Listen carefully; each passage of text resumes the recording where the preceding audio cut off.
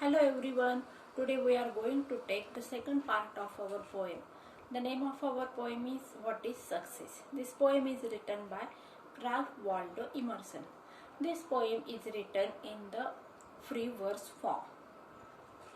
Repetition. This figure of speech is used by the poet.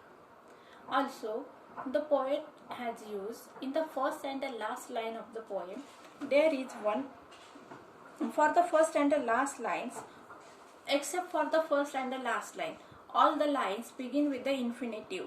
To laugh, to win, infinitive marker. And because of that infinitive, the poem got a special force. चला मग आता आपल्याला काय करायचं आहे, थोडक्यामध्ये ही poem कशी आहे ती आपण बघितलं मागच्या लेक्चरमध्ये. थोडक्यात मी तुम्हाला सांगते. या पोएममध्ये कवीने काय सांगितलेलं आहे, आपल्याला यश मिळवायचं असेल तर आपल्याला नेहमी आनंदी राहिलं पाहिजे, हसत राहिलं पाहिजे. त्याचबरोबर आपल्या अवतीभोवती जे काही मोठी लोक आहेत, हुशार लोक आहेत, त्या लोकांनी आपल्याला चांगलं म्हटलं पाहिजे. आणि त्याचबरोबर लहान मुलांमध्ये आपण एकत्र होऊन त्यांच्यामध्ये आपण जीवनाचा आनंद घ्यायचा आणि त्यांना पण आनंदी ठेवण्याचा प्रयत्न करायचा की जेणेकरून त्यांचं प्रेम आपल्याला मिळेल. नंतर कवीने काय सांगितलेलं आहे की आपल्याला ॲप्रिसिएशन म्हणजे काही समालोचकांनी किंवा आजूबाजूचा जो समाज आहे त्या समाजाने आपल्याला चांगलं म्हटलं पाहिजे, तेवढी क्षमता आपल्यामध्ये निर्माण करता आली पाहिजे. त्याचबरोबर बघा, आपले जे मित्र असतात की जे आपल्याबरोबर कायमस्वरूपी साथ देणारे असतात आणि ते मध्ये सोडून जाणारे खोटे जे मित्र असतात ते सोडून गेल्यानंतर त्यांचं दुःख पचवण्याची क्षमता आपल्यामध्ये असली पाहिजे. आणि निसर्ग जो आपल्याभोवती निसर्ग आहे, सुंदर असा निसर्ग आहे, त्या निसर्गाचं सौंदर्य आस्वाद घेण्याची क्षमता आपल्यात पाहिजे. त्याचबरोबर आपण ज्यावेळेस हे जग सोडून जाऊ त्यावेळेस हे जग सोडून गेल्यानंतर या लोकांनी किंवा नंतर राहिलेल्या समाजाने आपलं चांगलं नाव आदराने घेतलं पाहिजे, एवढं कर्तृत्व आपण केलं पाहिजे. या ठिकाणी समाज किंवा येणारी नेक्स्ट जनरेशन जी आहे ती आपल्या दृष्टीने आपण स्ट्रॉंग आणि हेल्दी बनवली पाहिजे.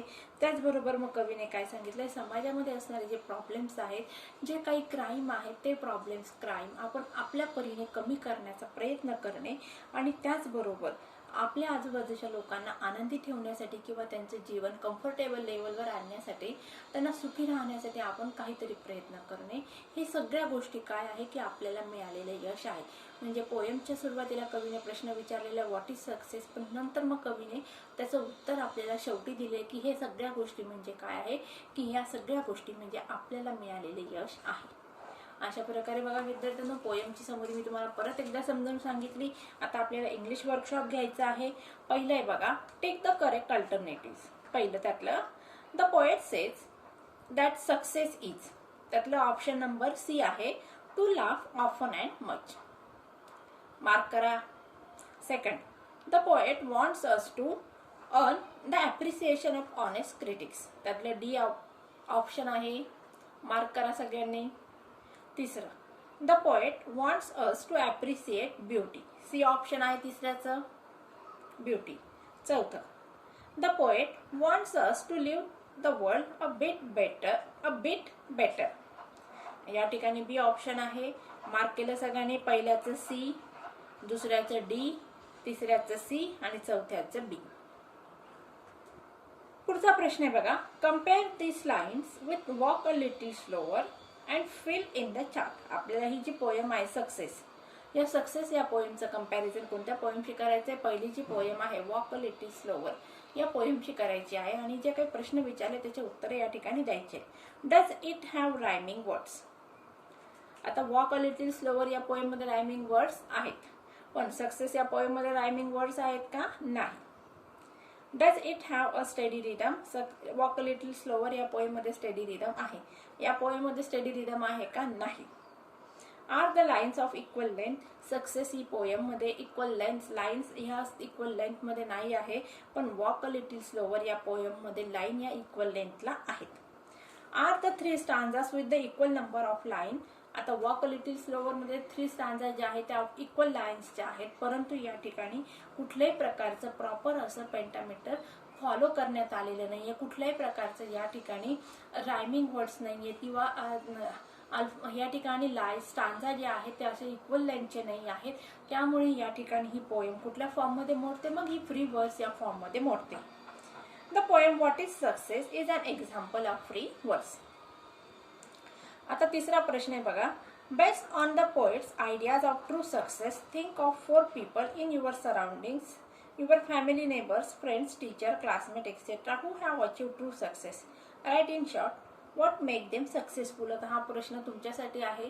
तुम्ही स्वतः तुमच्या अवतीभोवती तुमचे जे पॅरेंट्स आहेत किंवा तुमचे मित्र आहेत किंवा तुमचे टीचर आहे, क्लासमेट आहे, त्यांनी जे आयुष्यामध्ये यश मिळवलेलं आहे ते तुम्हाला या ठिकाणी लिहून काढायचं आहे. List all the two infinitive verb form use in the poem. बघा मग आता या ठिकाणी टू इन्फिनेटिव्ह फॉर्म कुठले कुठले आहेत? To laugh, to win, to earn, to appreciate, to find, to live, to know, हे सगळे काय आहेत? इन्फिनेटिव्ह फॉर्म आहेत. 5वा प्रश्न आहे, in your opinion what things will help to make the world a better place. Discuss with your friends. Write down at least 3 of the things. आता बघा तुमच्या मतानुसार काय प्रश्न विचारलाय? What things will help to make the world a better place. हे जग जे आहे ते तुमच्या दृष्टीने राहण्यासाठी योग्य कसं असणार आहे. मग या ठिकाणी आपण वेगवेगळे पॉइंट लिहू शकतो. बघा पहिला पॉइंट आहे a peace. There should be peace, no war, no crime in the society. Everyone should have the equal rights. No class and caste distribution. Everyone have the right of education. Everyone should get success. Okay.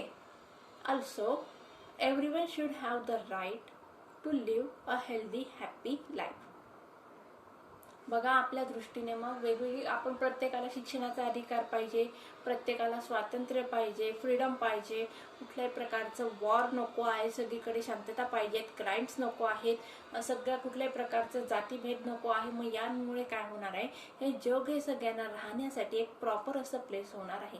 आता मी माझे मुद्दे सांगितले, तुम्ही याच्या उपर तुम्ही तुमच्या मनाने पण या ठिकाणी उत्तर लिहू शकता. पुढचा प्रश्न आहे बघा 6वा. Think of different types of people who have to face great difficulties. Write what you can do to help at least one of them. आता बघा या ठिकाणी आपल्याला वेगवेगळ्या लोकांचे नाव घ्यायचे की ज्यांना आयुष्यामध्ये खूप सारे प्रॉब्लेम सहन करावे लागलेले होते. मग तुम्ही या ठिकाणी त्यांच्याबद्दल काय करू शकता? बघा आता या ठिकाणी तुम्ही कुठले हिस्टॉरिकल कॅरेक्टर्स घेऊ शकतात किंवा प्रेझेंट एज मधले सायंटिस्ट घेऊ शकतात किंवा सोशल रिफॉर्मर यांची नावं घेऊ शकतात. तुमच्या समोर डोळ्यासमोर जो काही आदर्श असेल ती व्यक्ती आणि त्याने आयुष्यामध्ये फेस केलेले प्रॉब्लेम जे आहेत आणि ते प्रॉब्लेम्स मग तुम्ही तुमच्या परीने कसं सॉल्व्ह करण्याचा प्रयत्न केला असता हे लिहून काढायचं आहे. हा पर्सनल रिस्पॉन्स टाईप प्रश्न आहे, त्यामुळे तुम्ही हा स्वतः सॉल्व्ह करायचा आहे. आता हा पुढचा जो प्रश्न आहे, prepare a set of questions to interview a famous author, a well known social worker in your area. हा सुद्धा पर्सनल रिस्पॉन्स मध्ये येत नाही, पण हा प्रश्न मोडतो रायटिंग स्किलच्या याच्यामध्ये. ज्यावेळेस आपण रायटिंग स्किल हा सेक्शन घेणार आहोत त्यामध्ये डायलॉग रायटिंगचे जे प्रश्न आहेत त्यावेळेस आपण हा प्रश्न त्या ठिकाणी सॉल्व्ह करून घेऊया. तोपर्यंत आता तुम्ही सगळ्यांनी मी जे काही वर्कशॉप घेतलेला आहे तुम्ही वहीत लिहून घ्यायचं आहे आणि ॲप्रिसिएशनच्या नोट्स फॉरवर्ड केल्यानंतर ॲप्रिसिएशनच्या नोट्स पण आपल्या वहीमध्ये लिहून ठेवायच्या आहे. So friends, thank you very much.